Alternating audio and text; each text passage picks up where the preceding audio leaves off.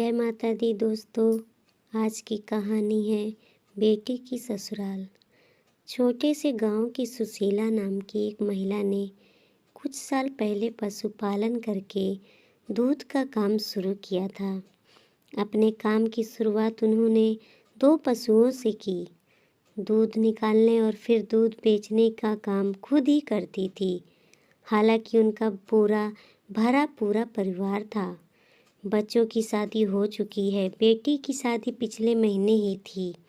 आस पड़ोस के घरों की महिलाओं उन्हीं के यहाँ दूध लेने आती। आज सुबह जब पड़ोस में रहने वाली मंजू सुशीला के घर दूध लेने गई, डोली लेकर पहुँची तो उस समय सुशीला आंटी फ़ोन पर बात कर रही थी। अतः मंजू ने कुछ क्षण रुकना ठीक समझा और सुशीला आंटी ने रुकने का संकेत भी किया तो वह रुक गई। सुशीला आंटी की बातें पास ही बैठी मंजू के कान में भी पड़ रही थी। वह अपनी उस बेटी से बात कर रही थी जिसकी शादी पिछले महीने ही हुई थी। वह कह रही थी कि देखो बेटी, मायके की याद आती है ठीक है, लेकिन वह घर अब तुम्हारा है। तुम्हें अब अपना सारा ध्यान अपनी ससुराल की खुशी के लिए लगाना है और बार बार फ़ोन मत किया करो। सबसे पहले चोरी छिपे तो बिल्कुल भी नहीं। जब भी यहाँ फ़ोन करना तो सास या पति के सामने करना। पति की खुशी में ही पत्नी की खुशी होती है।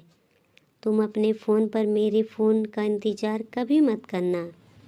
मुझे जब कभी भी बात करनी होगी तो मैं तुम्हारी सास के या दामाद जी के नंबर पर फ़ोन लगाऊंगी, तब तुम भी बात करना।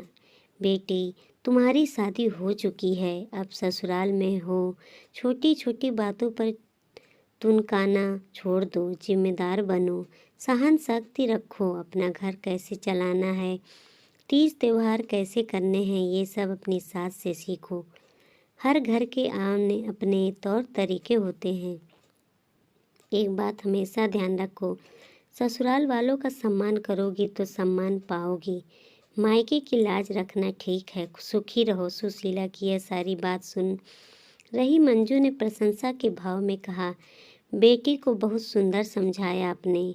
सुशीला बोली, बहन, माँ को बेटी के परिवार में अनावश्यक दखल नहीं देनी चाहिए। उन्हें अपने घर की बातों को भी बिना मतलब इधर उधर नहीं करनी चाहिए।